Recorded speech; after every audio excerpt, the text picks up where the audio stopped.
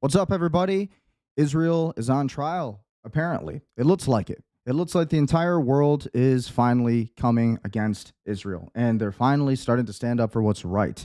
And honestly, at the end of the day, it's tragic what's happened. Lebanon is being settled right now, illegally. And we also have Gaza, 700,000 Israelis living there illegally in settled land. And at the end of the day, it's like, hey, we allowed it to happen, right? And so the consequences of that, we have the U.S., Iran, they're eyeing a new round of peace talks. The Representative Swalwell and Gonzalez to resign from Congress. Yeah, that was a big story. Eric Swalwell made some bad decisions, and apparently allegedly a younger girl had taken a photo of him with some other female, and this allegedly was used against him. And anyways, that was the story for that. But we have all of the world leaders today that are coming against, again, the state of Israel and Trump, and mostly for this contention between the Pope and Trump. And again, what Trump had to say about it, Trump is saying, hey, we need war. I'm Donald Trump. I'm a warlord.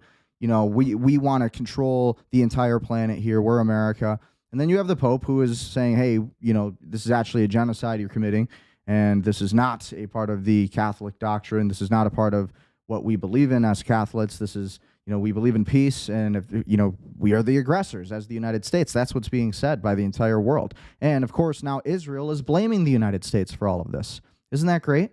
So all of this work that these politicians have been doing to serve the benefits of Israel, it's not working out so well. And we're gonna take a look at all these headlines. So again, we have this headline. Again, on Glint, we got a lot of big stories. Russian soldier hit by Ukrainian fiber optic FPV drone, battalion unnamed systems. Again, that was literally 30 minutes ago. Vehicle attacked by Ukrainian drone of the 425th Assault Regiment, Skala. Ukrainian soldier attacked by Russian Vandal drone of the 1465th Motorized Rifle Regiment. Ukrainian soldiers attacked by a Russian drone. So again, all of this is happening. All of this is happening. This is big news going on right now. And with all of this being said, we have all of these different headlines. Vance stresses Trump wants to gain or grand bargain with Iran, not a small deal. And so again, what's funny is that J.D. Vance has come out. He became a Catholic, allegedly. That's what he said. And immediately Trump has forced him to blaspheme against his own beliefs. And it's very interesting how that works. As soon as J.D. Vance has converted to Christianity and done all of that, suddenly he's got to go back on his word and support this entire Iran war, right? Absolutely crazy. And again, when you look at these stories, it's crazy. Teasing interview, Fox News host says Trump told her the war in Iran is over. We obviously know that's not true. Pakistani finance chief says his country will not give up on U.S.-Iran negotiations. Ukraine asks Israel to detain Russian ships carrying stolen grain that docked in Haifa. So these are all big headlines. We're going to cover all of these videos. We're going to cover all of these stories. We're going to cover the United Nations briefing today and what has been released, all of the new information on that. We're going to cover all of Donald Trump's Truth Social activity, his recent Truth Social, where he discussed essentially the Cato Institute, who hates Trump, but they can't handle the facts, according to Trump. The Democrats were a disaster on the border, and we were the best in the history of the USA. Yet, the border stays open, and yet mass deportations have stopped. So what is Trump talking about? We know that that's not true. We have all of these different stories. So let's get into these videos. We'll look at some of these articles and the featured stories in a little bit. But for now, let's really focus on some of these bigger headlines, some of these bigger videos. So let's take a look at this video of J.D. Vance. We're going to react to it. This is directly from C-SPAN. This was released pretty recently, like just before this stream. So let's take a look at this. This is J.D. Vance's statements on the war, on everything, and where we're at. So let's start this over. And if you're watching, be sure to like, share, comment, subscribe, support the show, support the information, support the news. I enjoy bringing you the news and the info. And at the end of the day, it's one of the most important things is to cover the pertinent information happening. Okay, so again, this is at a Turning Point USA event, and so let's see what happens with this. You've seen that the Vatican and the Pope and the President have been in the news lately. So as a Catholic, what does it feel like to be, in the middle of that? I thought this was going to be an easy question. This is kind of a tough question here. Nope, no easy ones. Never Vance. I'm not happy with J.D. Vance right now. He should be condemning this entire war with Iran. He should be going against Trump if he wants to win in 2028. I think the Republicans are trying to lose personally. But again, let's continue this video and let's see what J.D. Vance had to say. So here's the thing about this. So first of all, you will sometimes hear people say, well, the Vatican, the church, whether it's the Protestant church, the Catholic church, they should preach the gospel, they should ignore public policy. I actually don't agree with that. I actually think that it's a good thing when Christian leaders, whether they're Catholic or Protestant, part of preaching the gospel is talking about how the gospel applies to the issues of the day. So I've never been one of these people who say that you should never have, Christian leadership not talking about politics, or frankly, political leaders not talking about their Christian faith. He's just tripping over himself. But I do think that we have to remember that, each of us has our own role. I'm the Vice President of the United States. The fundamental way I understand my role is that I'm trying to take the lessons, the moral truths that are rooted in Christianity, and I'm trying to apply them to a whole host of complicated real-world scenarios. Thank you. What's the applaud for, right? Like, what did he say that is worthy of an applaud? I mean, listen, at the end of the day, our country is occupied by the Jewish state of Israel. So he can't say that there's no such thing as religion and we need to have a separation of church and state, but we need to have both. He's like, listen, at the end of the day, we have a total occupation by the Zionist movement in the United States. We have the entire Congress right now that is dominated by the Israeli government, by AIPAC. And so it's absolutely ridiculous to say that there isn't an ethnocentricity or a religion which is taking over the United States and getting us into these wars that no American wants to pay for. And again, this is all for Israel's benefit. Israel is going to be the entire superpower of the Middle East by the end of this if Trump and J.D. Vance, they keep doing everything that Israel says and bending over for this. This is not in the best interest of national security for the United States. Any true counterterrorism, any counterterrorism leader in government would understand that this war is basically a genocide. And when I say a genocide, it's going to be a genocide on us too. I'm not even talking about Gaza or Lebanon right now, which is happening. Those are both genocides that are happening, absolutely.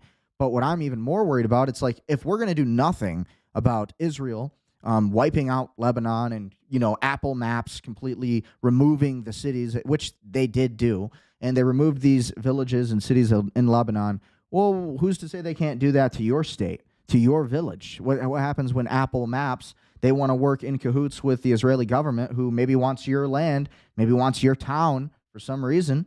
And so they just remove your town from the existence of history and from the existence of the maps, and then they just start bombing your entire city.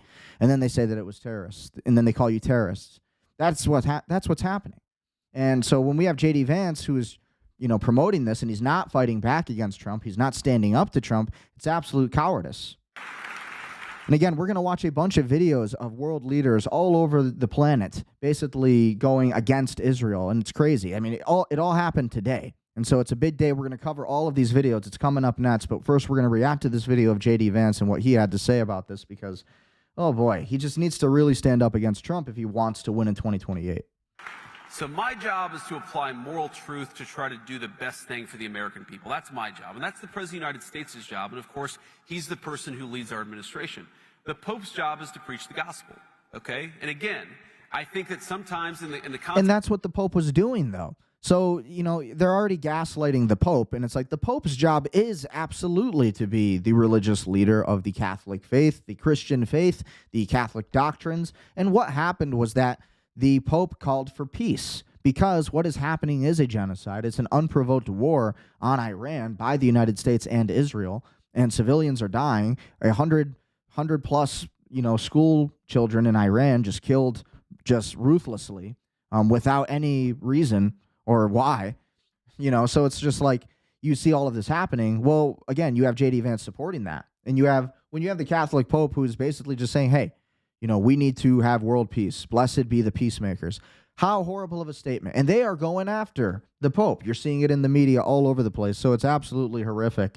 And I'm on the Pope's side on this one. We need to always strive to not start wars. We need to end wars. And if we're going to start wars, they need to be strategically beneficial for both the United States first, America first, but it also needs to benefit the entire world. We are supposed to be the liberators against terrorism. We are supposed to be the liberators against tyrants.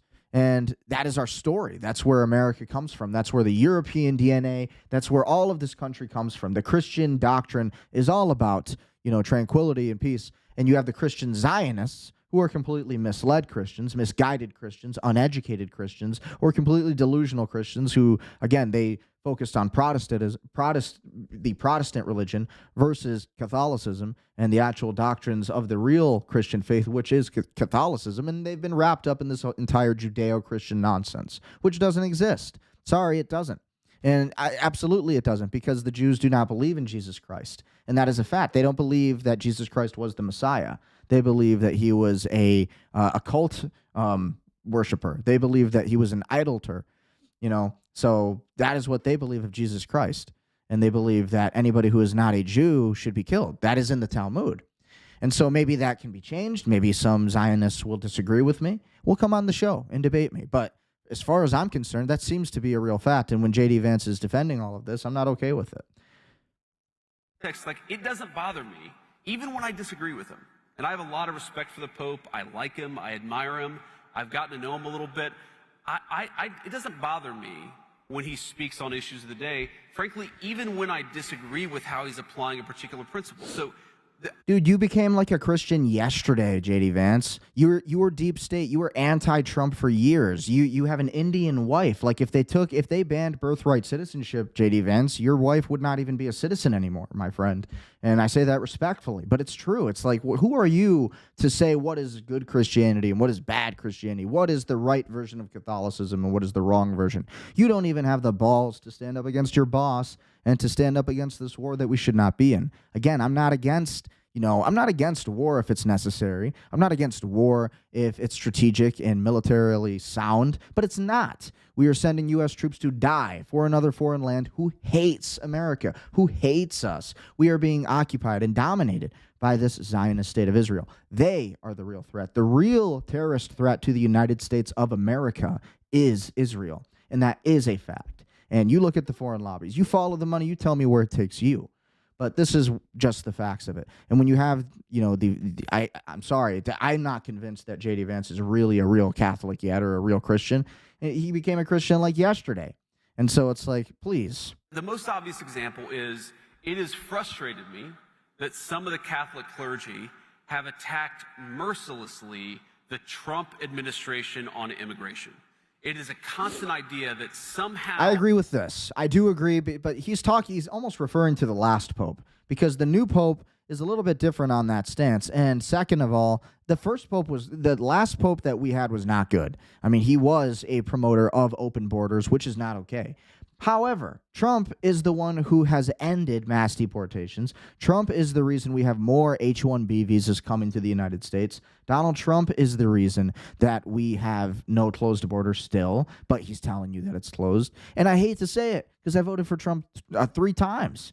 And, I say that as a Republican. I say that as a conservative. And I'm a strong far right-wing conservative. And I'm not a leftist. But I sound like a leftist because it's the new narrative that anybody who goes against Trump is just a leftist. And it's like, no, it's actually, being reasonable and sensible. We have to understand where the United States, can play its cards. And it doesn't make sense to play our cards anywhere we want over the world when it's like we can't win. And that's just the facts. Iran is too big of a military. They are going to crush us. And, Karg Island. We talk about Karg Island. We're not going to be able to secure Karg Island. And to the extent that we are, it's not going to last long. And now we have China taking in 20% of the world's oil, which we already had. So we just transferred all of this oil. We transferred the power and the control over the Strait of Hormuz to China. We transferred this real estate, this control over the land, over the area, over the region to China. And really, particularly to Israel.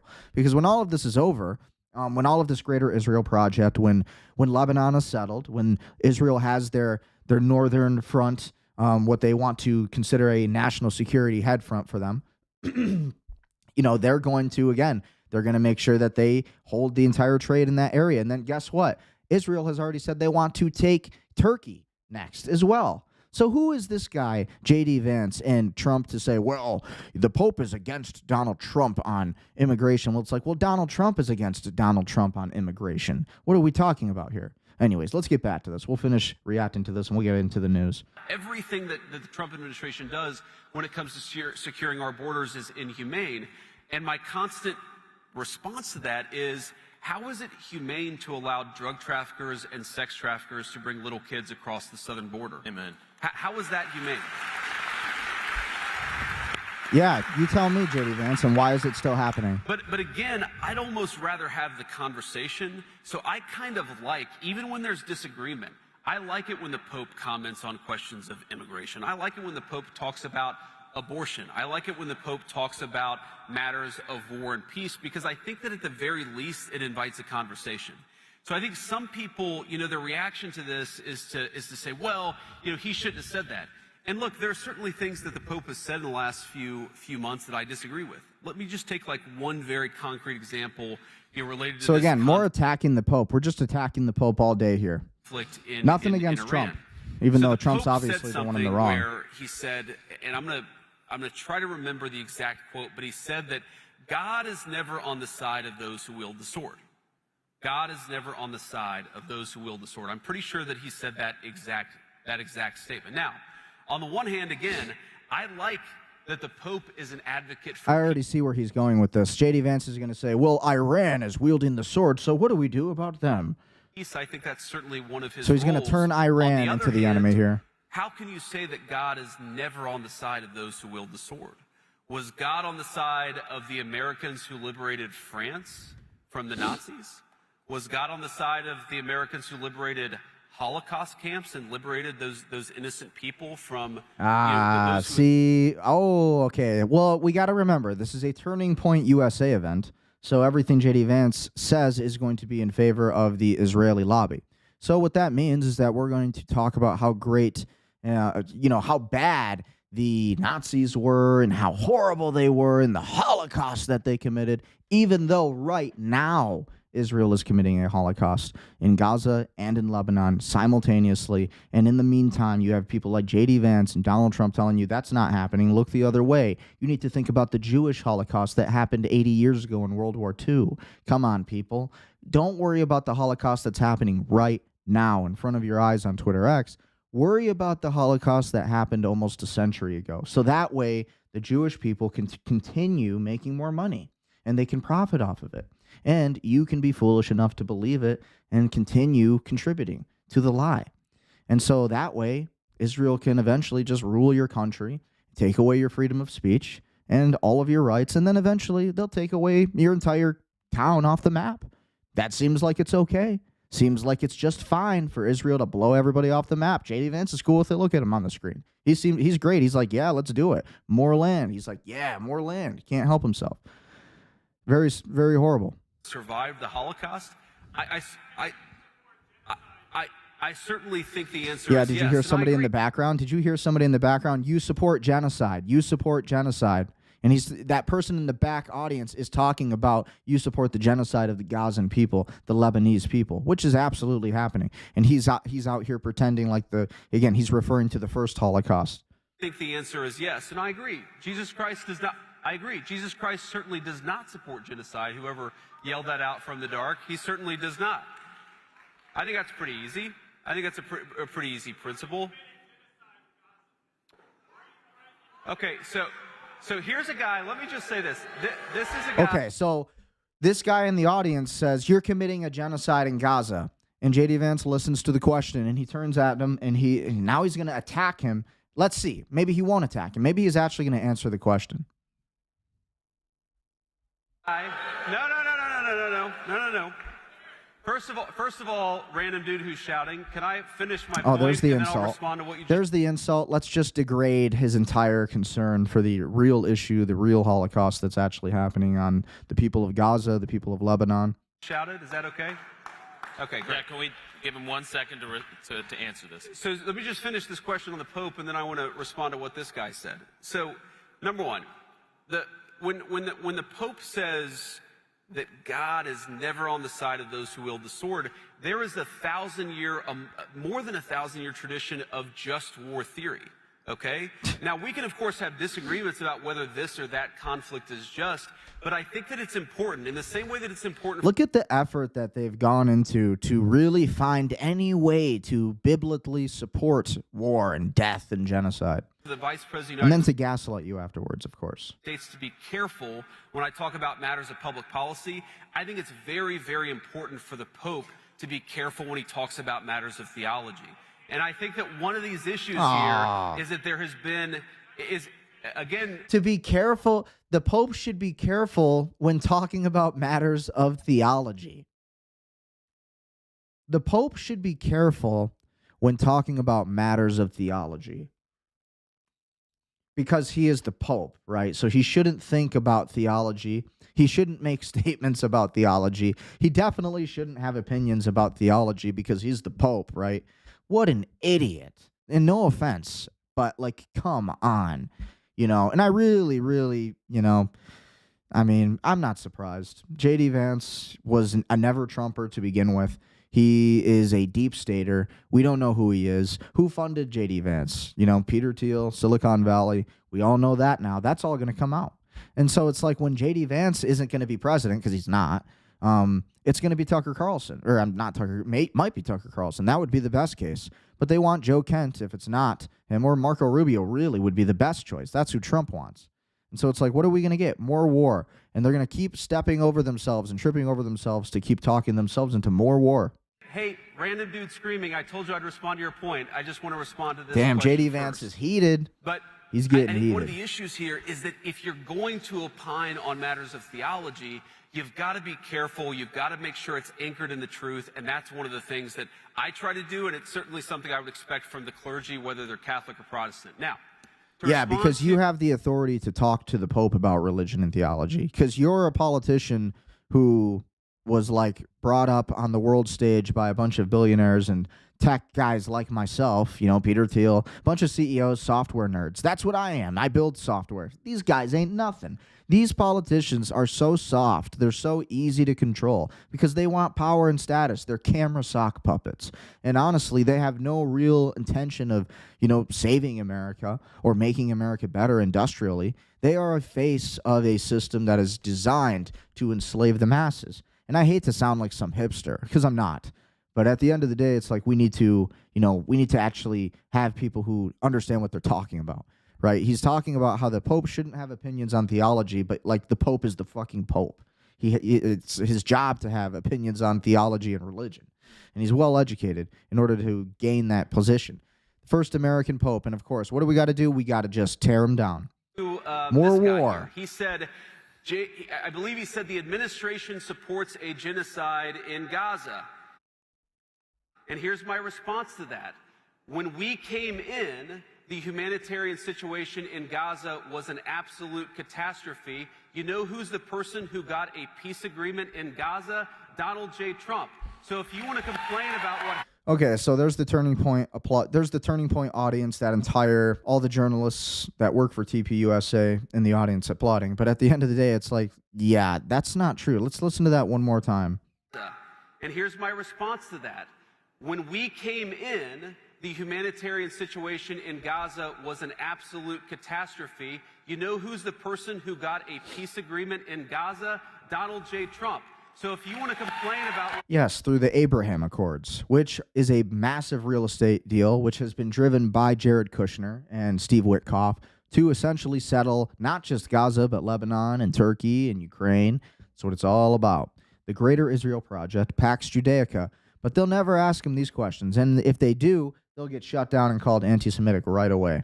But J.D. Vance is heated here. Look at this. He is heated.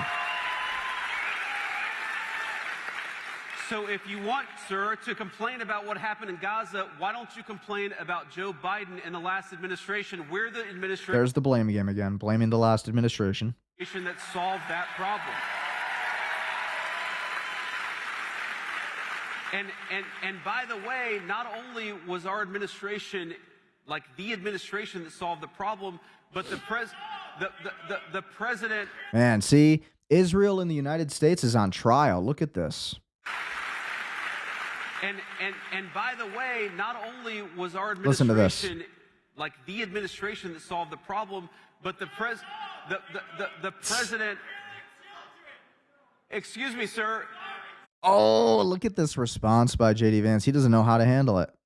Right now, Brutality. you see more humanitarian aid coming into Gaza than it has any time in the past 5 years because we have taken that situation seriously. And that's one of the things that I'm proud of about our administration is whether it's there or Thailand and Cambodia, we have consistently tried as much as we can to solve these problems. No, you haven't. Not just complain about them like the guy who just ran away angry. This is why you're going to lose in 2028, J.D. Vance. This is why you will not win in 2028. You sit there thinking that you're going to win, buddy. But it's like, that's not how you talk to the American people. That's not how you talk to the American people who have a real concern, who weren't lifted up on the world stage by Peter Thiel like yourself, J.D. Vance. Where did you even come from, brother? Like, where did you even come from? You know, it's like, seriously, you are going down. And when I say that, I mean, like, facetiously, like politically, you're going down, buddy, because we can't have this. This is not America first. And for anybody like J.D. Vance to tell us what is the right Christian way or the wrong Christian way, it's absolutely obscene. Absolutely obscene. So again, let's take a look at the world stage now. Let's take a look at all of these stories and what everybody else across the entire planet is saying in response to what J.D. Vance just said. So this is Pope Leo V has signed the Golden Book at the Great Mosque of Algiers, a historic first, making the first time Pope has ever signed this book inside of the Algerian mosque. This gesture symbolizes interfaith dialogue, with the Pope writing a message of peace in both Arabic and French. Yeah, and so you want to know why this is dangerous for the Catholics and the Muslims to actually unite, because when the Catholics and the Muslims unite, then they will unite against the state of Israel, the genocidal state of Israel. And that is ultimately the only way we can really secure our country again. And so that is why I'm on the Pope's side on all of this, and that's why I think he's right. So ultimately, this is the deal that's being signed, basically, and it's being written in French and Arabic. And so this deal is supposed to symbolize that interfaith dialogue and really that unification of Muslims and Christians. And I'm all down for it. You know, if the Muslims can assimilate, if the Muslims can learn to assimilate to American life, and when I say that, I mean not like praying obnoxiously in the streets, not praying obnoxiously, you know, in front of Christian churches. That's like, how do we unite with that? That can't happen. And it's like, if we can get past those things, those little differences in our religions, we can actually unite against the, you know, common enemy, which is the state of Israel.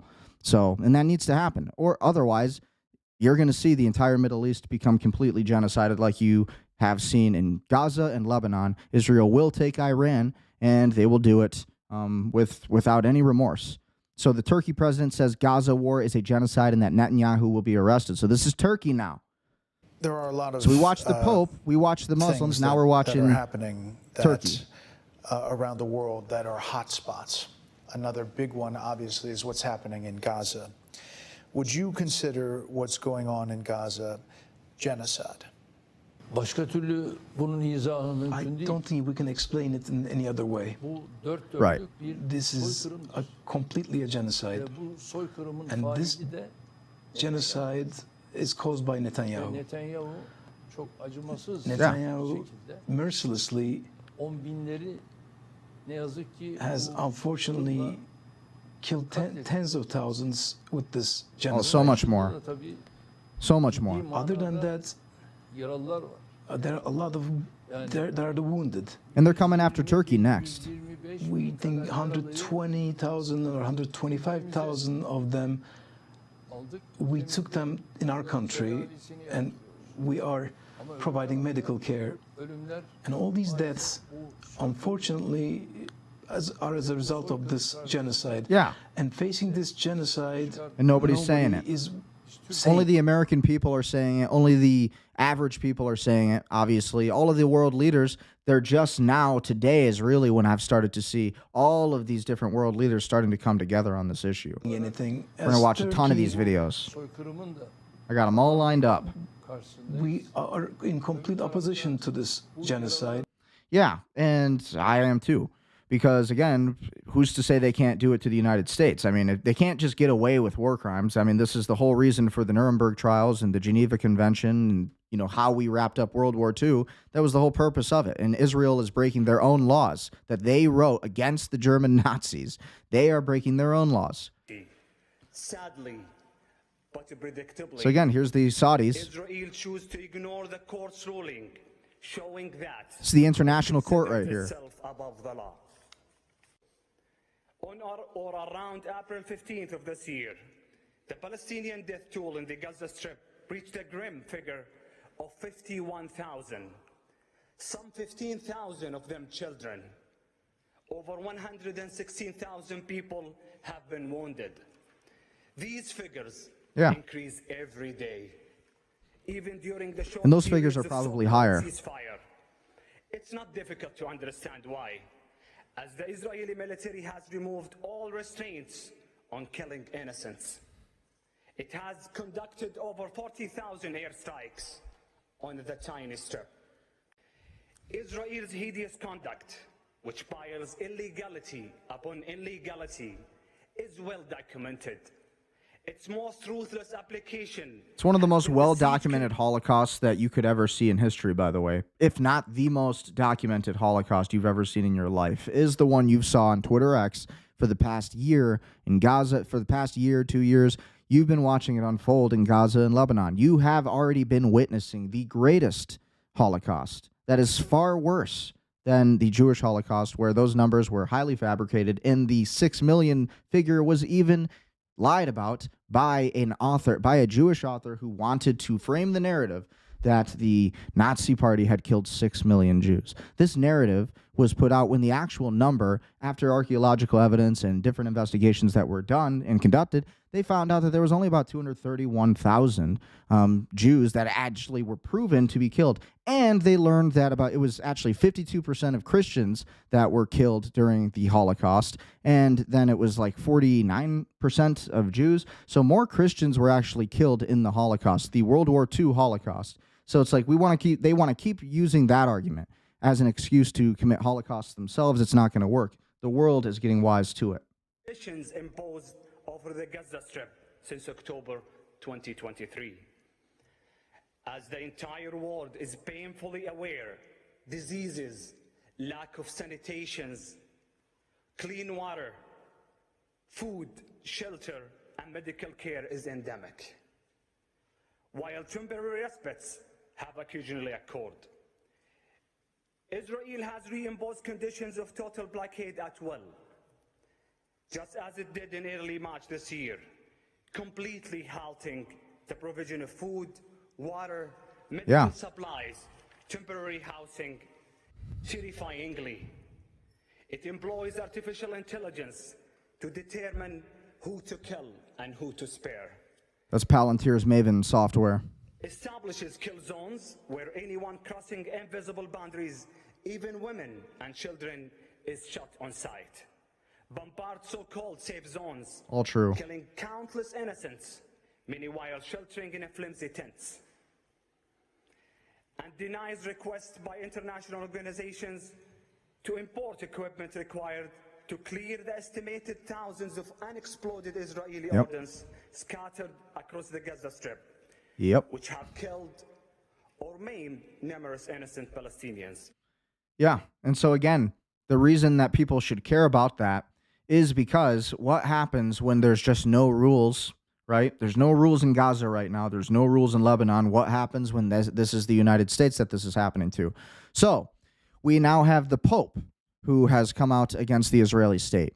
We just watched the president of Turkey come out against the Israeli state.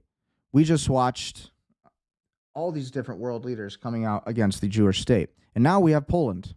Look at this. Thank you. And the last speaker, and then I have to close the list, but we're going through all speakers anyhow, is Mr. Brown.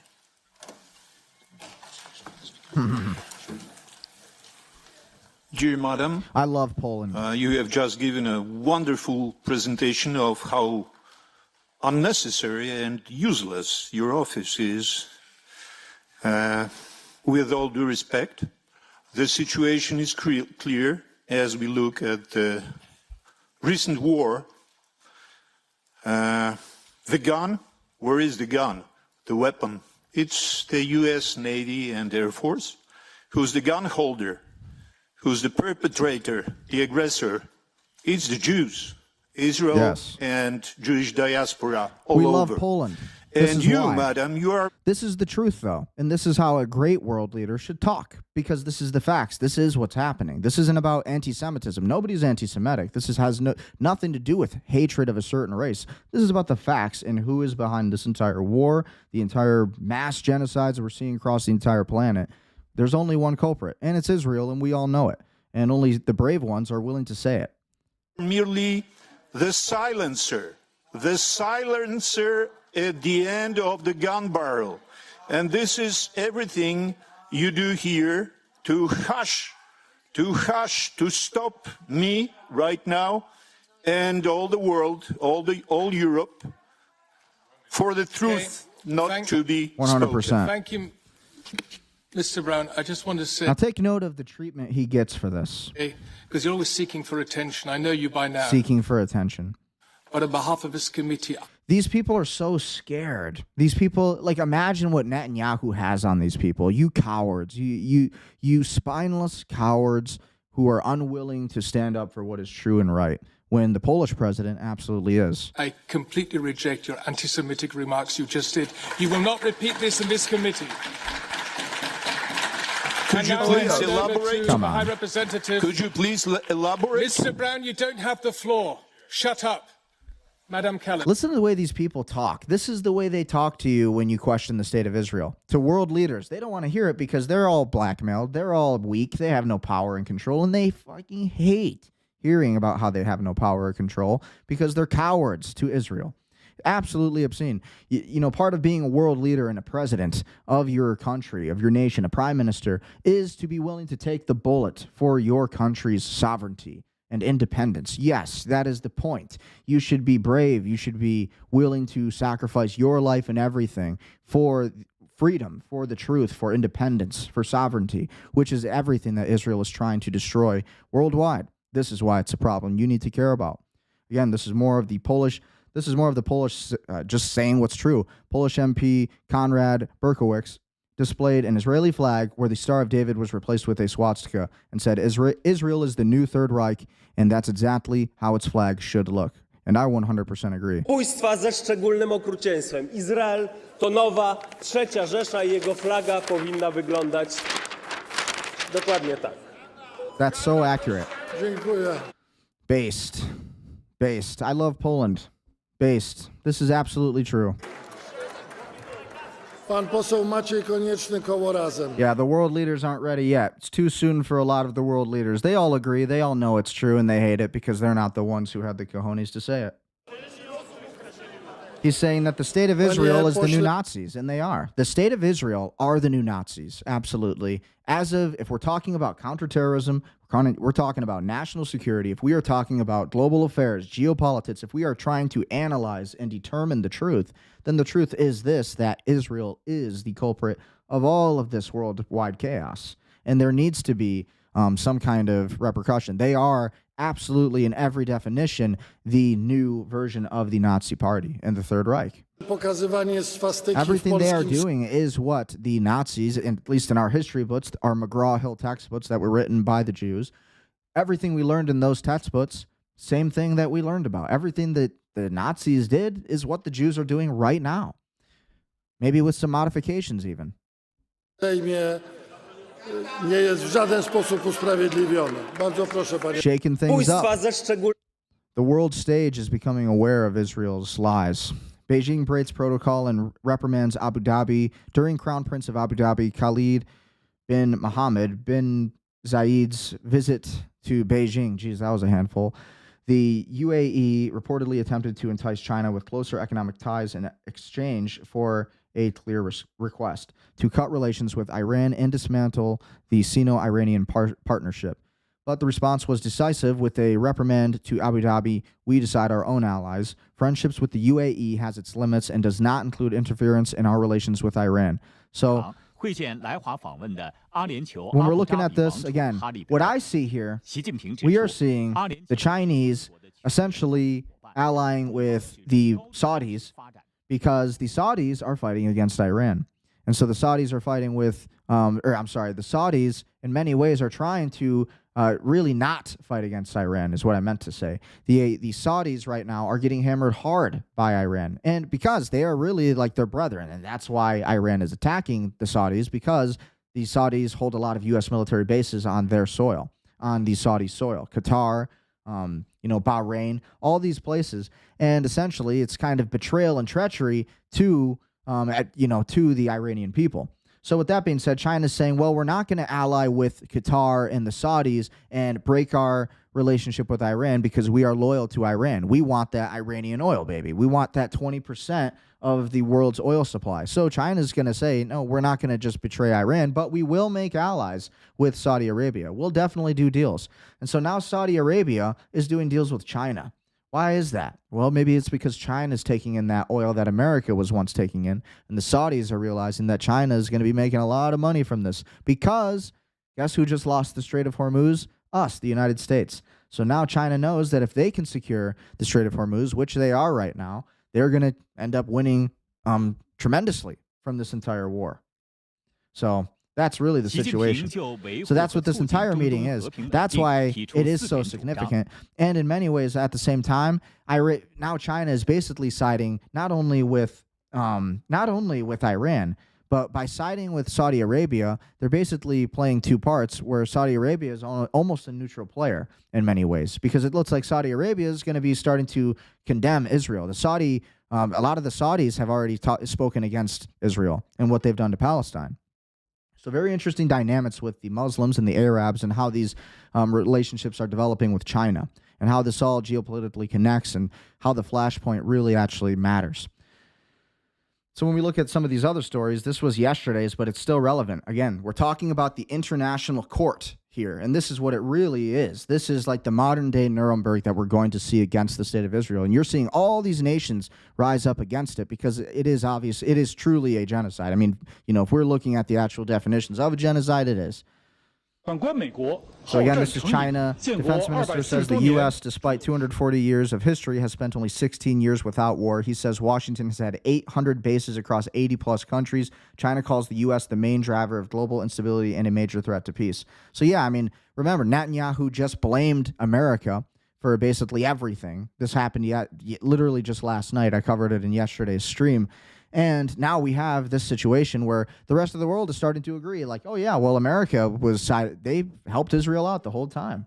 Yeah, the Americans had everything to do with this fight against Israel. So, yeah, we have to fight against America, too. Yeah, America. And now the whole world's going to start saying America was behind all of it. And so that's what I think. Israel is going to eventually blame all of this on America. And Israel's going to they're going to wipe their hands clean just like they did in World War II and just reap the profits. And that is the plan. And then, of course, the spoils of the Greater Israel Project. Unusual, Pope Leo has become the first pope in 5 decades to arrive in a country wearing the red papal mozzetta. The red mozzetta symbolizes the blood of Christ, martyrdom, and the spiritual authority of the pope. So the Pope is a significant player on the world stage right now because he is the one who is calling for a unification of peace. So the Pope matters because his message kind of carries out throughout the entire planet. And it does become political. But who made it political? Well, it was Trump, because Trump started attacking the Pope because the Pope was doing his job. Why would the Pope ever call for war? And it's very much the same reasons as to why would Trump call for peace, right? He is a wartime president. He is getting us into this war for Israel. I mean, he is a wartime president. He's a warlord. He's a modern-day Genghis Khan, Trump. He is a modern-day, Alexander the Great, 100%. That's how he's going to be seen. And so when you consider somebody like Trump, obviously Trump's not going to be a peace guy, but it was Trump who approached the Pope and said, hey, you need to get on board with this genocide against Iran. You need to get on board with this war against Iran. And if you're not, then, you're not a good Pope. And so suddenly this is a whole narrative in the media when the Pope's just doing his job. He's calling for world peace. How can that be wrong as the Pope? Clearly, we know that the Pope isn't wrong for that. It's really Trump for expecting the Pope to be on board for war. It's actually quite a low IQ thing for the president to really expose himself in. Israel's Iron Dome didn't see this coming from Pakistan, so let's check this video out. Representative of Pakistan has asked this is big. For the floor to again, the world stage is coming after Israel. Everybody's standing up, and I think that we're starting to see it happen. Statement. I give them the floor. Thank you. Mr. President, I'm obliged to take the floor to respond to some comments. The representative of Israel perhaps did not listen attentively to all council members and other speakers in today's debate. And in our view, it is unacceptable, indeed ludicrous, for an aggressor, an occupier. By the way, before we continue this, what's important about Pakistan is that they have missiles literally aimed at India right now, and then also at Israel. Or I'm sorry, at India right now, and then also at a lot of these countries that we're kind of, really trying to get a hold of. So it's not such a bad thing. Pakistan is kind of working for the United States at the moment. Law, that is Israel, to abuse this chamber and disrespect the sanctity of this council. And this is not the first time. And by pointing fingers on others, Yeah, gaslighting 101 with the Israelis. assertions primarily aimed at masking its own illegal actions and violations of international law. It's going to happen. Nuremberg 2.0. President, but that's not at all surprising. It is an occupier that does not listen to anyone, that does not pay heed Yep. to any advice, No, they don't. even Never from will. its friends, if there are any left. What do you think this guy's thinking right now? Representative for Israel. He's like, what kind of pager should we send to his house? Like, what should we put in his devices? Like, you could just tell he's already scheming. He's already scheming. That refutes, and not just refutes, it threatens members of the international community, international media, international human rights and humanitarian organizations. Come on, brother. Put some enthusiasm behind it. Doesn't listen to the ICJ or the ICC, and threatens the UN and its senior officials. All facts. All real. All truth. And it does that with impunity, shielded by its apologists who time and again acquiesce in its illegal actions and defiance of the international community. Oh, yeah. And like all occupiers, despite being the aggressor, it feigns and plays the victim. Oh, I love that. It's so true. Somebody's saying it. But today, it is totally exposed. 100%. This council has spent decades discussing the situation in the Middle East and the Palestinian question. Meeting after meeting, we devote hours to this agenda. It is not because of What's really interesting that he just said there is that he framed it and worded it as the Palestinian question. Very interesting language, because if you really know your history, you understand that in World War II, Adolf Hitler had something called the Jewish question. And it was whether or not the Jews should be exterminated. This was the belief of Hitler. And so that was real. And there was this question. It's like, well, there's no other way to deal with this race. Is perhaps the only way to deal with this race is by actually like exterminating them. That was the belief of the Nazis, allegedly. From what we've been taught in the McGraw-Hill books, from what we've been taught in history, that is what the Jewish question was. And so it's interesting to see the world leaders now using language like the Palestinian question. And so it actually puts the Palestinians in a position where they are now the Jews in the World War II Holocaust in a similar kind of position, which is very smart language because it's true. There is now a Palestinian question, which is ridiculous. Should the Palestinians have a right to exist? right? And it's almost like saying, well, does Israel have a right to exist? It's like, well, do the Palestinians have a right to exist? Does America have a right to exist? Does humanity have a right to exist? I think that's the real questions that ought to be answered And else. and asked. It is because of Israel that refuses to vacate its illegal occupation, and that blatantly violates the resolutions of this council. It's because of that we have these discussions. Israel also chose to refer to an unrelated incident and make misleading remarks regarding Pakistan Surprise. in an effort to justify its own illegal actions and violations of international law. Pakistan's position on that incident has been clearly stated and is publicly available. The international community is well aware of Pakistan's frontline role and sacrifices in the international community's fight against terrorism. Good. The entire world. This is how every world should be talking. I mean, it's really disappointing that the United States, like I'm embarrassed as an American for this, because as an American, I believe that the American way, if we are to go to war, it is in defense, and it is to liberate countries it is to liberate places that are under the occupation and the control of, terrorist states like Israel. The only reason we should be in any foreign war is to defend the entire world against specific acts of terror and countries and ethnocentricities, whatever it might be, that are instituting these acts of terror, these acts of lawlessness across the international world, across the international stage, all of this. So there does need to be accountability. Acknowledge that Al-Qaeda was largely decimated due to Pakistan's counterterrorism efforts. And we remain committed in this global, collective endeavor. We cannot accept insinuations from an irresponsible rogue state Oh, damn.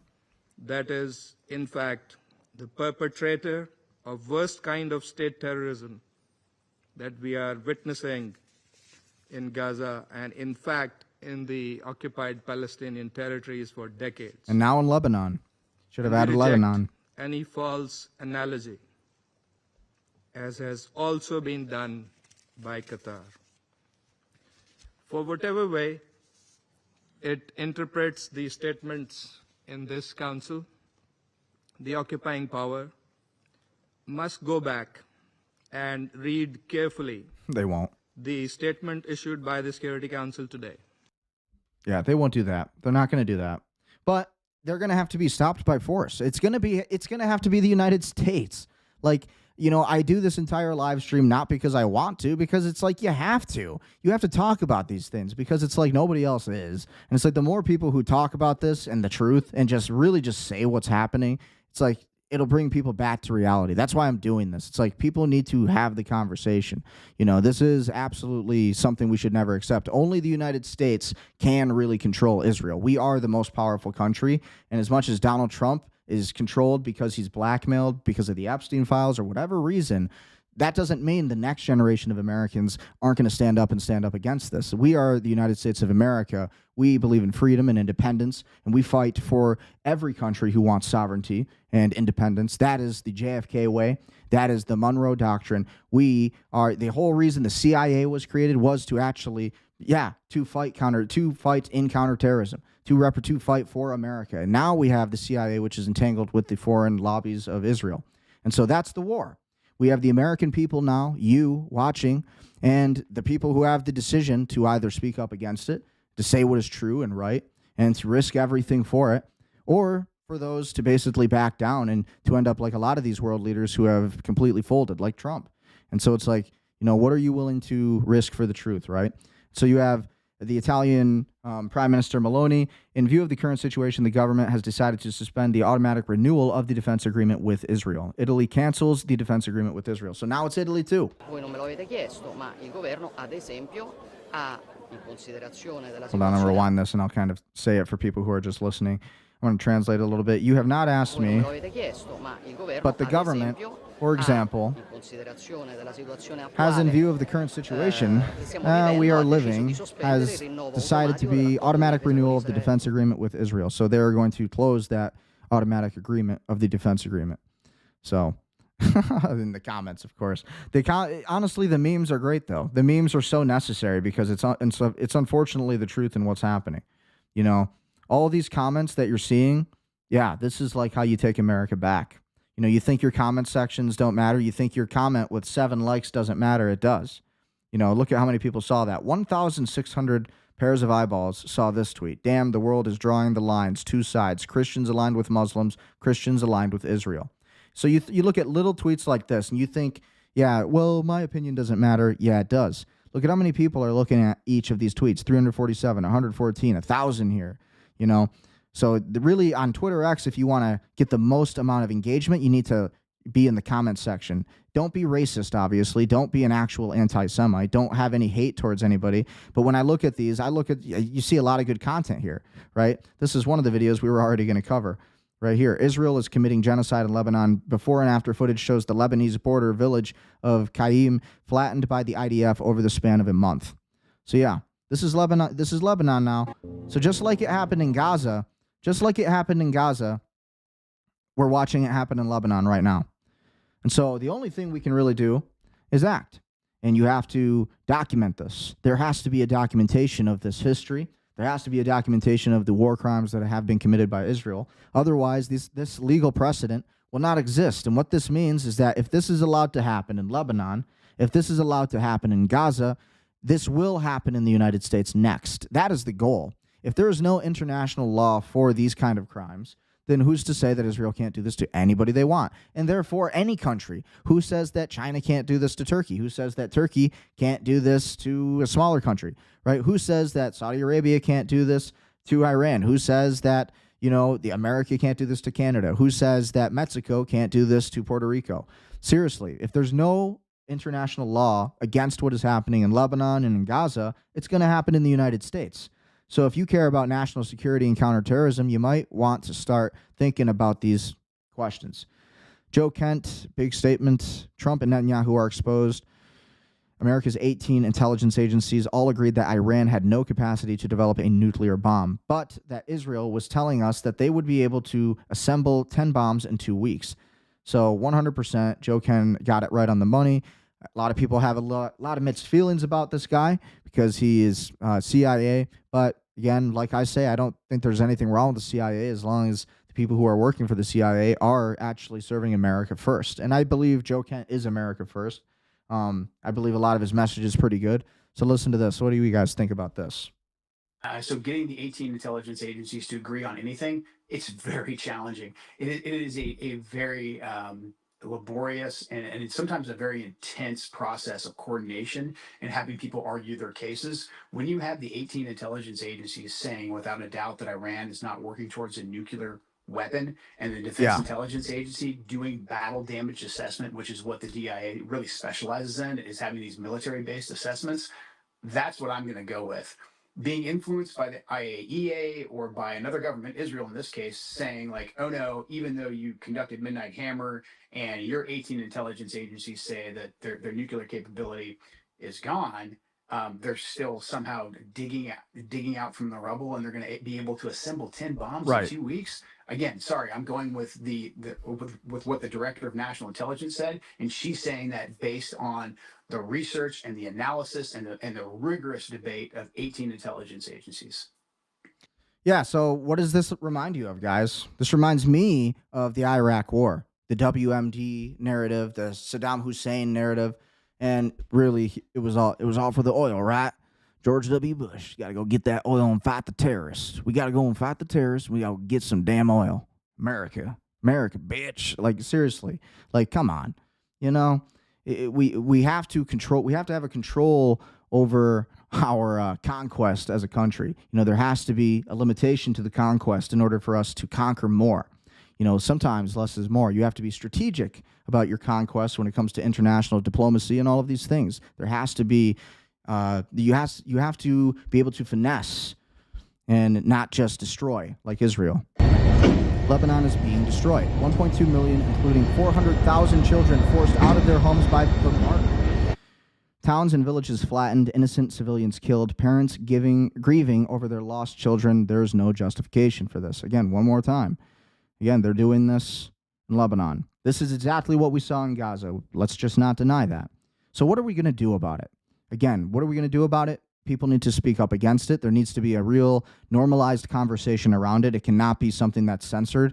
Men must actually speak against it, because here's another video that'll make your blood boil. Israeli settler groups have cut off water pipelines belonging to Palestinian farmers near the Ain al-Ajah spring in Jericho. So look at this video. What do you think about this? I want you to imagine that this is your house. When you watch this, imagine this is your home, okay? This is your home, your hometown. You don't know these people. They're just coming in on a random morning. It's 11:15 a.m. You just made your coffee. And now these people are fucking with your house like this. Imagine this. Lawlessness. This can absolutely happen in your neighborhood to your house. This is what I think is coming next. If Israel is allowed to get away with this and doing this to the Lebanese people, take a good look at it. Watch what you're seeing. This is going to happen to America. If there is nothing if these people are not held accountable, they're going to do this to the United States. They are going to do this to your property. And the worst part is they're going to use proxies to do it. They're going to use protesters. They're going to use every other form of group and DEI group to do it. But this is what it will look like. And this is what's coming next to America. So again, they're basically dismantling this man's water line.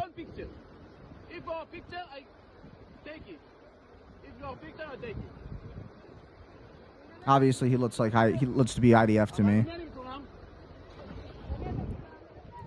Because there's also different groups of the Israeli people. You have the settlers. He looks obviously more like a settler, and then you have the IDF. You kind of have two groups. The IDF has obviously been helping the settlers. Imagine this was your house. Imagine. Sunday morning. You wake up. You walk outside, and this is happening in your backyard, to your home, your infrastructure, your land. And then to think that if you fight back, you're going to be shot and killed. And then if you don't get shot and killed, you're going to be tortured. And if you don't get any of those, you're going to just be, sued into lawfare, and you're going to be pushed out. And I mean, it's going to be bad. And this is what's coming to America if nothing happens to the Israeli people, if there's no international solution for this, if the United States doesn't have the balls to stand up for what's right, if Trump especially doesn't have the balls to stand up for what's right. Israeli settlers uproot hundreds of trees belonging to Palestinians in the West Bank. Settlers from Susia settlement bulldoze and destroy large parts of agricultural land southeast of Massafir Yada. Look at that. Yeah, they're the good guys.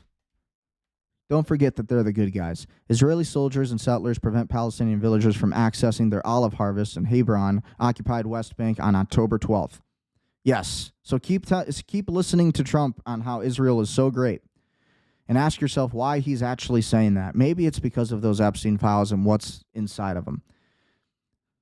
So again, you look at these videos. Why is everybody so against Israel, right? Why is Brendan Acker so against Israel? Why is everybody who seemed to be MAGA and America First, why are they so against Israel? Well, maybe it's because of these videos. Take a look at this. Maybe you guys haven't seen this yet. Target Jewish students, your actions will not disappear into the darkness.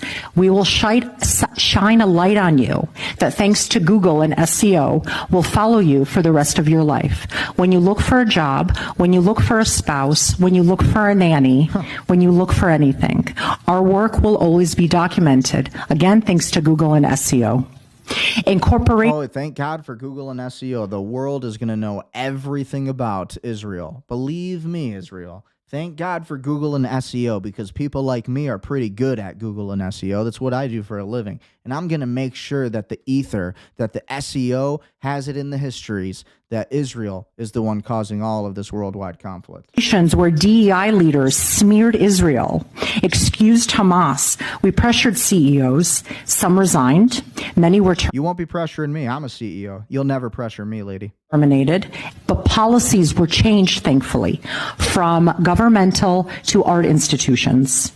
Online, where anonymous accounts spread violent threats, we traced patterns, elevated evidence, and worked with authorities, leading to arrests from Florida, South Carolina, New York, California, and Texas.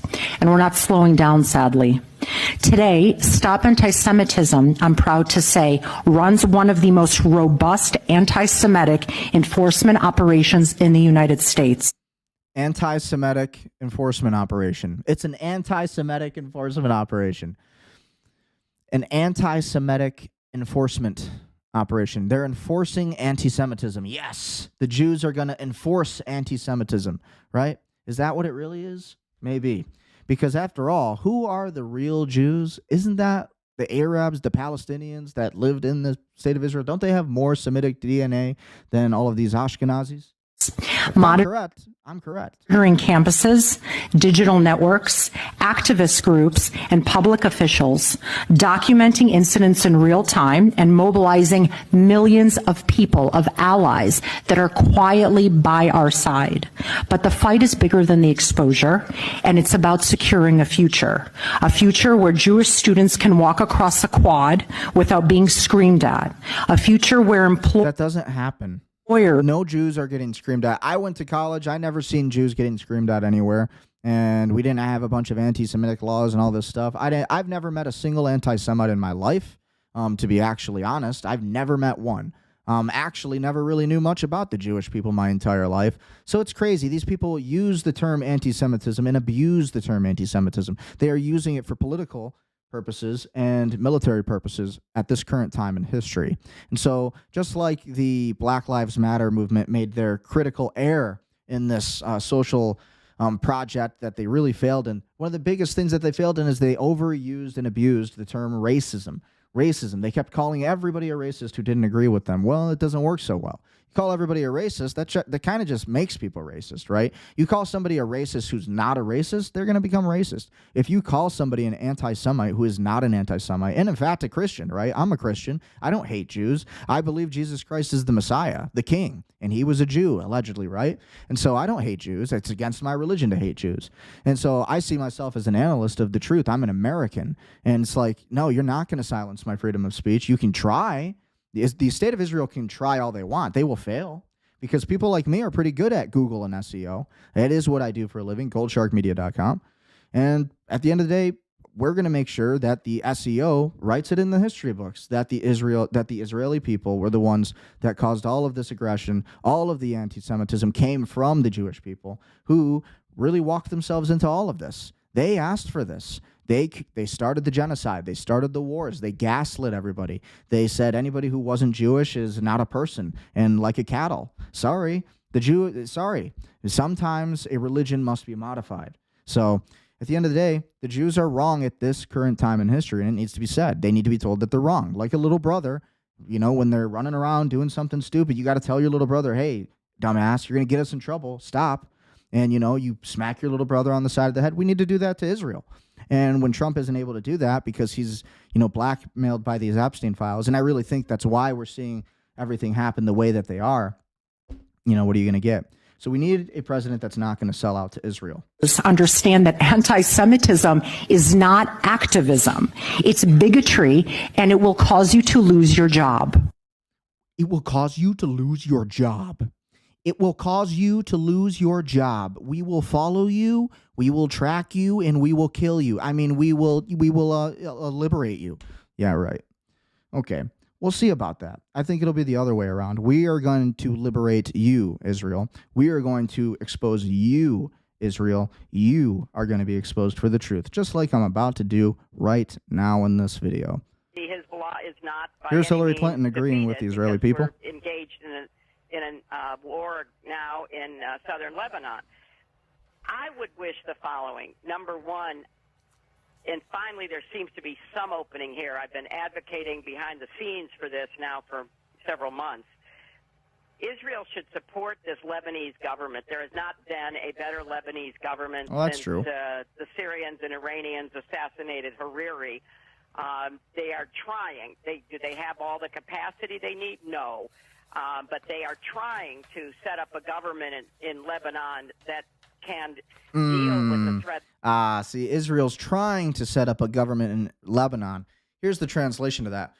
We are trying to institute a successful regime change on the state of Lebanon and the Christian civilians there. And we are trying to successfully masquerade all of these Christians as Hezbollah and label them terrorists, so that way we have an excuse to kill them.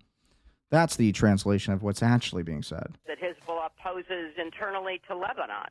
And so rather than making their task even harder, work with this new government in Lebanon. See how far you can help them to go to disarm Hezbollah. But we see Hezbollah. Yeah. So, Hillary Clinton, it's no surprise. Her framing of it is that, Israel needs to support Lebanon. But her way of saying that is, Israel needs to successfully carry out this regime change in Lebanon and take out Hezbollah, who is the civilians. Right. That is at least that's what the information is telling us. Yes, there is Hezbollah. And, but the argument here is that, there's not a lot of Hezbollah that's actually in Lebanon. It's mostly Christian civilian villages. And that's what we've been seeing. Footage upon footage upon footage of it. And again, we're going to see a ton more. So as all of this is happening, Trump is saying this stuff. And so I don't know what's up, but this is Donald Trump today after everything we just watched. The idea of building a Hindu Holocaust memorial in D.C.? I totally do. I mean, I think it's time. I can this evening that we'll be able to get that done. And we're going to get that done. All right? America first. Like, come on. Wait a minute. So we're going to build mosques for Hindus in Washington, D.C. Trump is just doing whatever he can to destroy America so he can be the last president and fulfill the prophecy of the book that was written about him. The idea of building a Hindu Holocaust memorial in D.C.? I totally do. I mean, I think it's time. What? I can this evening that we'll be able to get that done. And we're going to get that done. All right? Yeah. We're going to get it done. And Charlie, I think you agree with that strongly, right? You like that idea? A lot of people have pointed that out. I think it's time. Yeah, so why is Trump doing that? Trump says all this stuff about the Somalis, but then he is so happy to bring in the Indian scammers. Trump has a real problem with the Somali scammers, but he loves the Indian scammers. Why? Well, they make a lot of money for America. And, how do they do that? Well, because you got CEOs like Trump who are going to bring in all these foreign labor jobs, foreign immigrants, and they're going to take all of your jobs. And Trump's going to make some money because it's going to be cheaper labor, and they're going to import those votes, baby. That's what it's all about. Get that diversity vote. So that way you don't even have to try or do anything for the people who voted for you, right? U.S. Ambassador to the United Nations, Michael G. Walls, on President Trump's naval blockade against Iran. What President Trump has done is taken that leverage, taken Iran, trying to hold the entire world's economies hostage, has taken that off the table with this action. So, again, this looks like another neocon, perhaps. Let's listen to what he has to say. He seems to be in favor of the Iran war, so let's listen. We put our 2 destroyers through. Minesweeping operations are ongoing, John, and you're absolutely right. What President Trump has done is taken that leverage, taken Iran trying to hold the entire world's economies hostage. See, they're flipping it on Iran now. They're saying that this is Iran doing this, right? It's taken that off the table now. Israel obviously started all of the war, but now they're flipping it and they're saying Iran is holding the world's energy hostage. See how that works? But it was America and Israel. With this action, I mean, we cannot, I can tell you from the United Nations standpoint, live in a world where 2 parties have a conflict, regardless of whether you agree with the conflict or not, and you have, I don't know, a country trying to shut down the Strait of Gibraltar or the Bering Strait or any other international. We had the Strait of Hormuz already, dummy. We already had the Strait of Hormuz before this entire war, before Israel got us involved in all of this war. We already had the Strait of Hormuz. Waterway as leverage in a conflict. We've taken that off the table, and that isolates the whole issue to what President Trump has been consistent on since the 1980s, even since before he was in politics. We cannot have a genocidal regime with its finger on a nuclear button, period. And I've got to tell you, I'm just thankful. So what are we going to do about Israel then, man? that finally we have a president who's actually. What is it? Why is it always the Waltz, right? You got Tim Walz, you got Mike Walz. What's up with the Walzes? Why are they always so like neocon, like anti-America first? What's up with that? Taking bold, decisive action to take care of a problem before it's an absolute crisis and before we have zero options. And that is what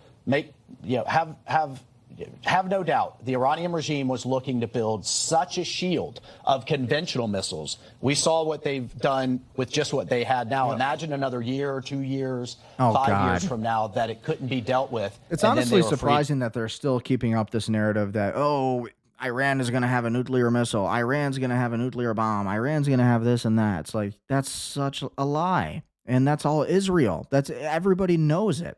China just gave Trump's Hormuz blockade a black eye. China says Chinese ships will not be interrupted and they will continue moving through the strait freely. China has energy and trade agreements with Iran. China continues with business as usual. We had the Strait of Hormuz already. We already had it. We had it and we lost it because Trump wanted to go and do this for Israel. Because there's three possibilities that exist with Trump. Either A, Trump is just blackmailed and he has no choice and he's completely controlled and dominated and really just can't do anything. The second option and alternative is that he is blackmailed by the Epstein files and that's kind of hindering his judgment and his ability to make sound decisions.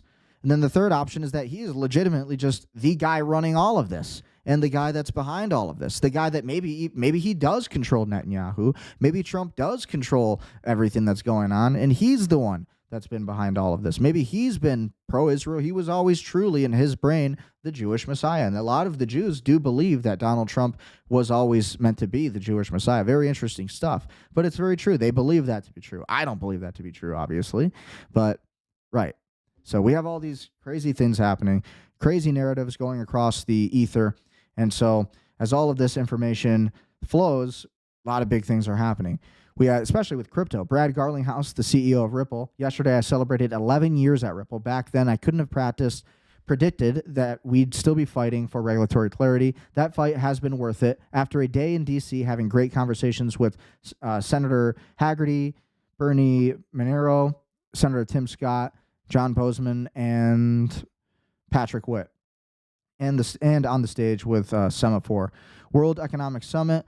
I know we are closer than ever. The Clarity Act window is open, and now is our moment to act. So yes, we have to keep update on the Clarity Act. A lot of you are invested in crypto probably, and if you are, a lot of big things are about to happen with crypto. With crypto, this Clarity Act is essentially going to allow for banking regulations, and so that way the banking institutions can put billions of dollars of inflow inside of the crypto markets. At that point, the stablecoin market will essentially allow people and retail investors like yourself, like me, and like banks, like BlackRock, the CEOs, all the rich people, all the people with money, all the people with holdings in crypto, they're going to be able to really, through stablecoins, invest that back into the entire stock market, back into the Federal Reserve, back into the fiat currency. And that is what people would do, right? What would you do if your crypto earnings went up today?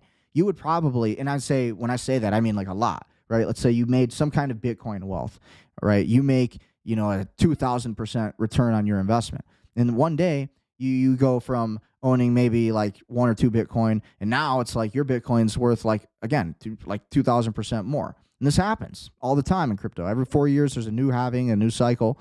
So all these things are going on.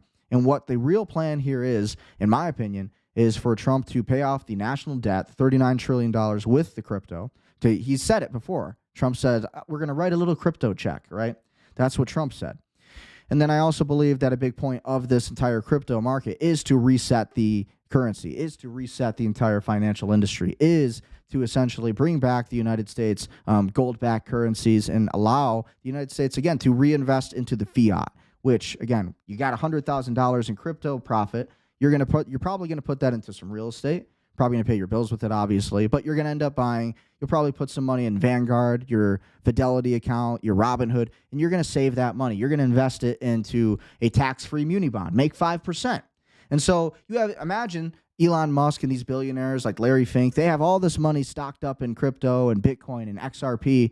Well, they're going to make so much fucking money. They're going to be able to basically rebuild the entire U.S. economy with this because all of those stable coins, the stablecoin yields, all of that money, and the loss of the transaction fees. No more transaction fees unless you're obviously a stablecoin issuer, like the RLUSD, like crypto, like Bitcoin, Ethereum. If you're a stablecoin, you have this position to essentially reset the entire financial currency. So anybody invested in crypto, and specifically Bitcoin, XRP, I would say, XLM, I would say Cardano, I would say any assets like Ethereum, if I didn't say HBAR, which is Hedera Hashgraph. What else am I missing? Avalanche might do something. Quant, Solana. These are really the big tokens that Trump, BlackRock, these are the ones that have the non-disclosure agreements. They're acquiring companies. These are going to be the big moves you see with crypto. So very important stuff, very important developments with crypto and the Clarity Act. It's important that we cover those issues. Sneeko shows his teeth were knocked out from getting smacked in the street, saying he was maced right after and thinks it was a setup. This was 100% a setup. It doesn't make sense that it happened like that. I got hit a few times, get up, and he immediately pulls out mace and runs away.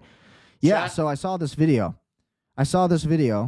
of Sneeko getting knocked out. We're going to watch that video. We're about to look through some of the bookmarks, and we'll see this video. It's always fucking tooth, you know. Somebody sucker punched Sneeko. The stream when the intro was playing, I'm like, I should probably try to hide it. I was going to like talk like this the whole time. I can't fucking do it, bro. I'll say this. This was 100%. It's got to be a setup. It doesn't make sense that that happened like that. Obviously, I didn't see I mean, you were doing an IRL live stream, Sneak. him.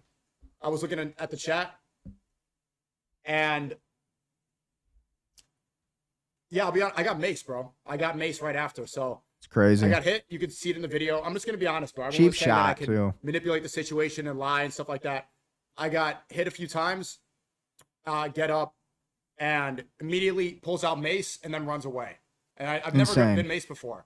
It was okay. Just washed it out. I'm fine. This was literally 1 hour ago. Hell yeah, Sneeko. So, taking those hits, dude. Sneeko is a champ, a warrior. Shout out to Sneeko. Crazy. New video from PsyOp Anime was released just an hour ago while we were streaming. Let's take a look. We hit them hard. We hit them fast. Plan is simple. We bombed the shit out of them. Yeah, so that is PsyOp Anime. Another post from PsyOp Anime. Always some good content there. But that's pretty much what's new there. So again, we're just looking through some of the more breaking news stories as we kind of wrap up this episode. Erica Kirk has pulled out of her event last minute with President Vance, citing threats. This is PR horseshit, obviously. He is now doing the event alone at the University of Georgia. What do we think is the real reason she pulled out? Yeah, I kind of wonder, right? A brave student completely corners Vice President J.D. Vance on the Epstein files cover-up. He exposes how the Trump administration is actively blocking investigations. Vance desperately tries to defend Donald Trump, claiming the connection is just a hoax. Total corruption. So let's take a look. We got another... So again, big. We got a lot of America First. We got a lot of the Groypers coming in, and we're interviewing Vance. We're testing this guy because it's like he's going to run in 2028. He wants the king. He wants the crown. He wants the throne. Well, he needs to earn it. And part of having the throne, the presidential throne, is having the cojones and the balls and the backbone to stand up against your president when he is wrong and to stand up for what is right. And so big moment here. Let's take a listen to this video. Time called the files a hoax. The acting attorney general said Epstein shouldn't be a part of anything at the DOJ. If there are compromised government officials in those files, how can the public trust that this administration will hold anyone accountable when its own Justice Department is actively blocking the investigation? Look at JD Vance. Look at his face. He's just like, I really don't know how to answer these questions. Shit, I wish he wouldn't have asked it.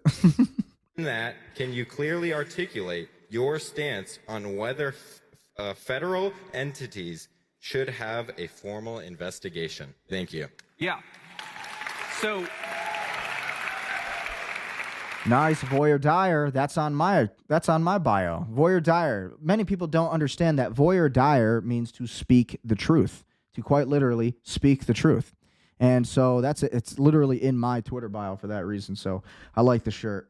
So first of all, you said the Associate Attorney General or something. I haven't seen that quote, but here's my view on the Epstein matter. Number one, the guy was clearly a scumbag. Okay. Number two, he clearly had extraordinary connections, both with intelligence services, both inside the United States and outside the United States, and also with but for who? You got to say who. Who is it, JD Vance? Who? a lot of very wealthy and powerful people. Okay. Who are those people? Number three, You I've won't been say a it. firm advocate and will continue to be a firm advocate of where we have something, and you know, like, I'm probably more obsessed with this than most officials. Okay, probably more obsessed with this than most people even in this room. Is when you see somebody who says something in an email that suggests, you know, there's one email I read, and it's been a little while ago, but it was talking about, you know, one person sent an email to Jeffrey Epstein saying, oh, there was some really nice, like, pizzas and grape sodas or something like that. And I remember it sounded like the Pizzagate conspiracy theory, but here it was in like an email from a guy. And my reaction to that was, we should absolutely investigate that person, okay? And, Good. you know, you remind me, I'm going to follow up on That's a that start. to see whether we've investigated that person, because we should. We absolutely should. When you see evidence of sexual assault, sexual misconduct, regardless of whether you're powerful or not, in fact, you should probably investigate it more if you're a powerful person, right? I don't want powerful people, you know, being involved in this disgusting behavior. But I have to defend the president on this, because when he said that it was a hoax, You just said that they should be investigated if there was something in there. what he was talking about was this democratic idea that he's connected to Epstein. If you look at those emails, I it's like, did. you know, they were in the same, you know, everybody in Palm Beach knew everybody, okay? Like, the president has said he knew Jeffrey Epstein and he was a scumbag. Okay, so yeah, Jeffrey Epstein and scumbag. Yeah, we know that, President JD Trump Vance. But the problem with JD Vance's response is that he didn't say that he didn't say the word Israel. Didn't say that Jeffrey Epstein was a Mossad spy. He didn't say that all of the emails consisted of Jewish rhetoric. And when I say Jewish rhetoric, I mean it was a lot of anti-goyim.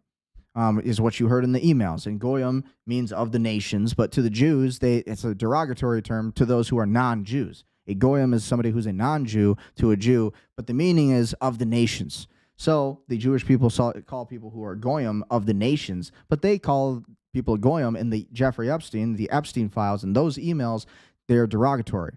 And they're meant to, you know, really categorize somebody who's called a goyim as stupid, as, you know, not as good as the Jew. So the point of this is, you look at all these Epstein files, you look at the emails, that is really the rhetoric of everybody. And it's this little Jewish country club. That's really what it is. And Ghislaine Maxwell, and you look at all the people implicated. Howard Lutnick, he didn't mention any of these names, JD Vance. And you look at all the people who are implicated, they're all Jews. And it's like, simple. This is the origin of the problem. And this was at the end of the day, what's even more disgusting about the Epstein files is that this wasn't a bunch of politicians who were really even being blackmailed. This was a bunch of politicians who wanted to be a part of it. They wanted to be on Jeffrey Epstein's island. And listen, one time is fine. I can understand wanting to be on Epstein's island one time, because you don't know who he is. Maybe you hear he's this cool guy in town. He's rich. He's got money. He's got a mansion. He's got a yacht. You want to go have a good time. You want to make some connections in business. Of course, I understand that. But it's after you go for that first time, you see some weird things happening, right? Maybe you see a little bit too many children there. Maybe you see some strange things happening. Maybe you see, you know, you start to see some satanic stuff going on. You start to see a little bit of, you know, just P. Diddy kind of shit. Like, you see these things, it's like, it should tell you something, right? Maybe you get out of there. Maybe you don't go on that private island again. And when you look at the Epstein files, you read that Trump had a lot of pretty serious accusations against him. Again, they were all Epstein files. They were all emails. We know. So who knows? Some of that can be true. Some of it can be false. A lot of it is probably true and false. Again, how long did it take them to actually release the Epstein files? And we also had John Karaoke, who literally said that there was like 10,000 files missing from the Epstein files that specifically implicate the state of Israel. So very scary stuff. And it's like, JD Vance isn't willing to press on that issue or to say who is in the Epstein files, who they were working for. And that is immediately the disqualifier. If they're not willing to talk about the Mossad and the Israeli secret intelligence apparatus and how this actually works, right? Jonathan Pollard, who sold all of our nuclear secrets to Israel, thanks to Senator Mike Huckabee, who's supposed to be our ambassador to Israel, and he hanging out with Jonathan Pollard, again, an Israeli spy. And this was recent. And so you have Mike Huckabee getting caught for that, and he's giving away U.S. government secrets. It's like, these are not our friends, the Israelis. They're not. These are the national security threat of the United States. And, I have no hatred for these people. I have a, hunger for justice, and that is what we need in this country. Accurate, Donald J. Trump. How could we be expected to go to South Africa for a very important G20 meeting when land confiscation and genocide is the primary topic of conversation? They are taking the land of white farmers and then killing them and their families. The media refuses to report on this. The United States has held back on contributions to South Africa. Is this where we want to be for the G20? I don't think so. I do agree with Trump on this 100%. Yeah, so in South Africa right now, they're already making statements, kill the white man, kill the farmer. Kill the white man, kill the farmer. And they're doing these whole ritualistic celebrations. And it's just very, very horrific to watch. So again, this is Maloney. Some more statements from her. Trump's remarks toward the Holy Father are unacceptable. Trump then responded, she is the one who is unacceptable. She doesn't care if Iran acquires a nuclear weapon and blows up Italy in 2 minutes. See, that's all bull. That's all CIA rhetoric. Maloney says, as far as I know, 9 nations possess nuclear weapons, and only one has ever used them. That nation is the United States. Mr. Trump must tone it down. Mr. Trump must tone it down. No one throws around nuclear threats like Washington, and he should watch his words. Damn. She is tough. She is tough. That's a strong leader right there for a female. She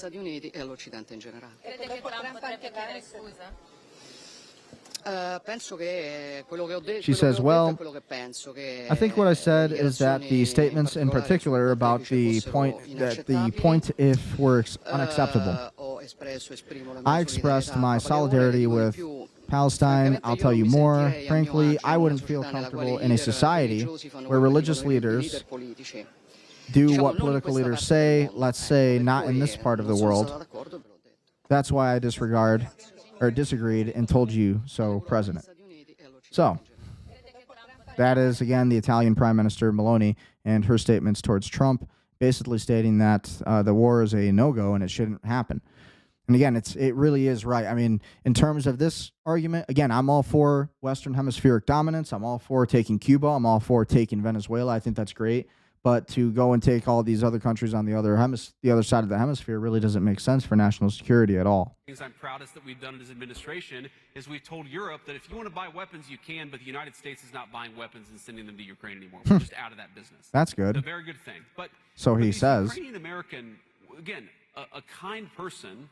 They probably didn't vote for me after this conversation, but he was kind of sticking his finger in my face saying, you need to support my country. You need to support my country. And I said, sir, with all due respect, if you're an American, your country is the United States of America, not a place that you immigrated from, whenever that was. See, they have no problem saying that about everybody else except when it comes to Israel.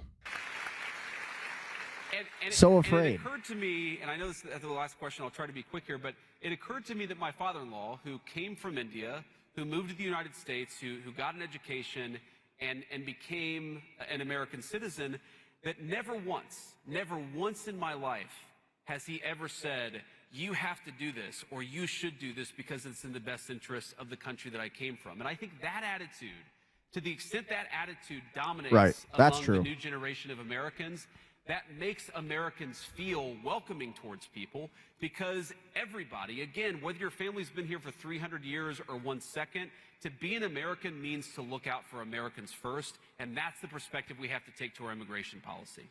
It's a good answer. It's a good answer overall. I mean, yeah, America first, if you are from here and you're an immigrant, whatever, but I think we need mass deportations. We shouldn't have just immigration flowing into this country. I believe we should ban birthright citizenship. I don't believe that should even be a thing in this country anymore. We need to change it. We have too much immigration in this country, and it's clear as day a problem. Breaking outrage is erupting across Virginia after Abigail Spanberger signed HB 965 into law, effectively rendering Virginians' presidential votes null and void, with the measure handling the state's electoral votes to the national popular vote winner regardless of the state results. What? Okay, so let's read into this a little bit. Let's check this out. 2026 regular session, HB 965, National Popular Vote Compact enters Virginia into interstate compact. All right, so let's see what this actually means. Presidential electors National Popular Vote Compact enters Virginia into an interstate compact known as the Agreement among the States to elect the president by national popular vote. Article 2 of the Constitution of the United States gives the state exclusive and plenary authority to decide the manner of awarding their electoral votes. Look at the language they use. Virginia agrees to award its electoral votes to the presidential ticket that receives the most popular votes in all 50 states and the District of Columbia. The compact goes into effect when states cumulatively possessing a majority of the electoral votes have joined the compact. A state may withdraw from the compact. However, a withdrawal occurring within 6 months of the end of a president's term shall not become effective until a president or vice president has qualified to serve the next term. The bill also provides for the manner of appointing electors when such agreement does and does not govern the appointment of electors. This bill is identical to SB 322. So let's look deeper into that. Let's Grokpedia that. Let's see what that actually means. Virginia Governor Abigail Spanberger signed the bill joining the National Popular Vote Interstate Compact. Virginia's 13 electoral votes would go to the nationwide popular vote winner if the agreement reaches 270 EVs total. The bill enacts an interstate agreement allowing states to award electors based on the national popular vote rather than state results, leveraging states' constitutional authority over electors without a federal amendment. Conservative users expressed outrage, viewing it as effectively nullifying state-level presidential votes and bypassing the Electoral College's design to balance influence between populous and smaller states. Tyranny. So there's only one answer and there's only one way, and it's like, oh, we'll vote them out. Well, actually, I think the main way to expose these people is to expose them. You know, you need to talk about these things. It needs to be real journalism. So here's the video of Sneeko. We talked about it about 20 minutes ago. Covered a little bit of the aftermath. Yes. This is Sneeko getting sucker punched. What are we talking about? Horrible. Total cheap shot. Total cheap shot. Wasn't even a good shot. You didn't even knock him out in one hit. Hey, bro. All that effort, and you didn't even knock him out in one hit. You know, it's like, come on. It's like you literally caught him off guard. Like, what a coward. Poor Sneeko. Poor Sneeko. But at the end of the day, that's the country we live in. And it's a lesson. Don't be on your phone, though. Seriously. Pay attention. Look at that. Pay attention to your surroundings, or else. Look at this. Are you watching? Look at this. Boom. What happens when you don't pay attention? On your phone. Boom. And he got his tooth was chipped after that. Again, here's the aftermath of that. Everything's under control. Don't worry. Poor guy. We're gonna handle some stuff in a second. Everything's okay. Everything's fine. I like Sneeko. Give him a follow. Supported Donald Trump. I still support a lot of his policies, but this week I have to be honest, and if you know me, you know I'm going to tell it like nobody else who it offends.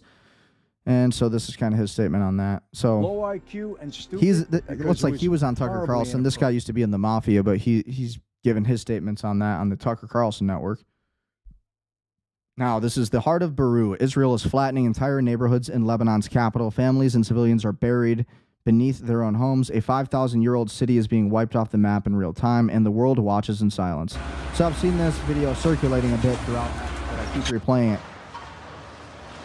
And the one thing I have to say, it's like, this could be us. This could be your home. You know, this could be your home, your hometown. Absolutely, it could be. At any time, Apple could just wipe your entire town off the map, literally. Just wherever you live, imagine. Apple just takes it off the map so that Israel can do this to it. Imagine that's your hometown.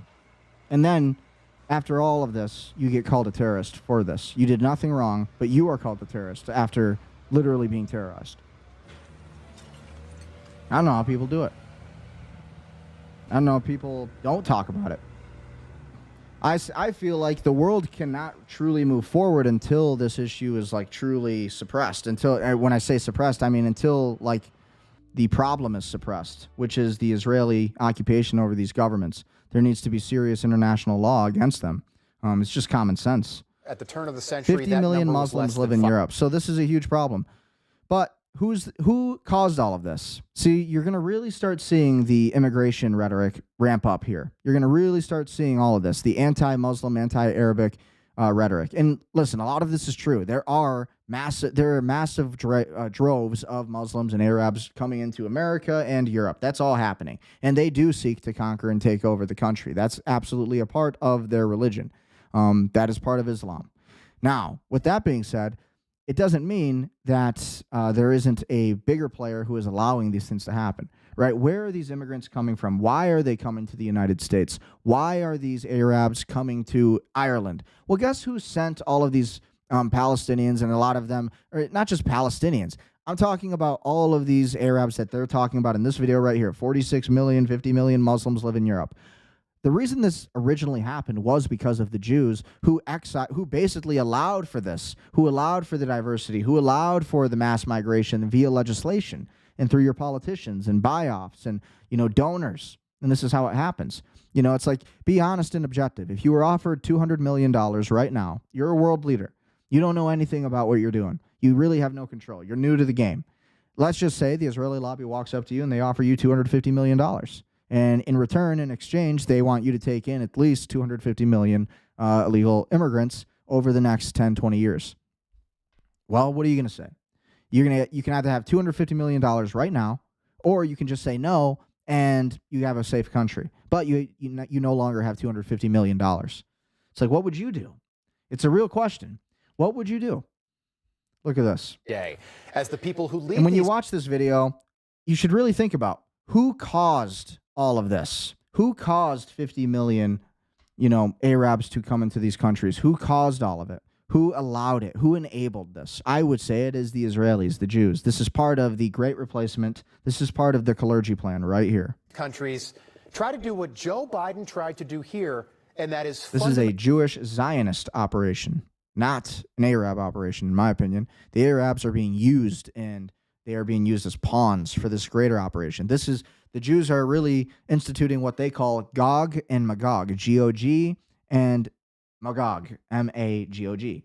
Type it in, Google it. It is the war of Christians versus Muslims. And so that's what this is what this video is encapsulating. The war of Christians versus Muslims. This is what the Jews want to happen to divert the attention away from the Israeli, all of the Israeli occupations that are happening, all of the Israeli overtakes over your country. They want to blame it all on the Muslims. But who is letting them in? It's the Jews. Fundamentally change the racial and ethnic makeup of a nation and make white Christians a minority in their own country. It's a real problem. In England alone, right now, 10 major cities, including London, now have Muslim mayors in a nation that was built around the Church of England. Muslims are now running major cities across the country for the first time in history, and the English want us to believe that this is all normal. But don't forget that Keir Starmer, who is the leader of the UK, he is Jewish. And he's said publicly that his mother's Jewish. He's Jewish. And so what does that mean? Well, the Jews have an affinity for destroying Europe because they believe that Europe, for destroying their temple during during the times of Rome and all of these wars, essentially the Jews want to have some kind of revenge on the European nations of what they call Edom, E-D-O-M. And they consider the United States also Edom. But what's interesting is that they also call America Amalek. But what's even more interesting is that they called the Palestinians Amalek. And so when you look at these rabbinical stories of who these people are, the Amalek and Edom, well, these are biblical stories and prophecies. And it seems like the Jews throughout history have used specific nations, and they use these words and they connect these countries with these words specifically so that they can target them later. And so America is Amalek. But then modern time, present day, you hear a lot of these rabbis saying that the Palestinians are Amalek. So really, it's anybody who is a enemy to Zionism, right? So who is letting this happen? Who is bringing in the Great Replacement? Who is pushing all of this is the real question. It is the Jews. So yeah, this is scary to watch. It is scary to see. Yeah, the Muslims do want to take over. This is all real. And this is all coming to the United States. So this is not the Middle East. By the way, this is my problem with the Muslims. It's like I would have no problem uniting with the Muslims against the state of Israel because the state of Israel has destroyed both the Muslim nations and the United States of America. If our countries and if our people, our religions could unite, there could be a real solution. But when you have the Muslims who are doing these obnoxious calls to prayer in front of a Christian church, how the hell can anybody work with that? And you hear stories about these Muslims raping girls in England, up to the hundreds of thousands, by the way. And these entire trafficking gangs go all the way up to the highest heads of power in the UK and the royal family, all of it. And so because of this, these countries are completely corrupted, blackmailed, and so this happens. They get conquered like this. And we can never let this happen in America, so it's very scary. Trump has put us in a position where these Muslims and Arabs, they are going to come to the United States. They are going to come with the intent to occupy America now, especially with more vigor and intensity and aggression than ever before because of what we've done to the Iranian people now and unprovoked. That's just the truth. And so we are going to have retaliatory strikes because of this. We're going to have more of these people coming in because of this. And it's going to be brutal. They're going to come in. They're going to start running for your elections. They're going to start running for Congress, all this stuff. And so this is why people need to be aware of it. As much as we would love to unite with the Muslims against Israel, it's like we can't do it when there's this kind of aggression against Christians. Minneapolis, even, that is England. And when you see images like that, you can't help but ask why anyone, a prime minister or a president or a king, would deliberately try to destroy their own country. Why would you do that? Why is this being done? And because European leaders still celebrate our failed experiment in open borders, it failed here in the United States, and because they've chosen to stand with radical Muslims over their own people, it's because of all of these reasons these countries are falling apart and failing. As the attack on Yeah, it also does not help that the British people and the UK people, at least in the UK, are not an armed society. They're not an armed society. They've been disarmed, so they have no ability to defend themselves.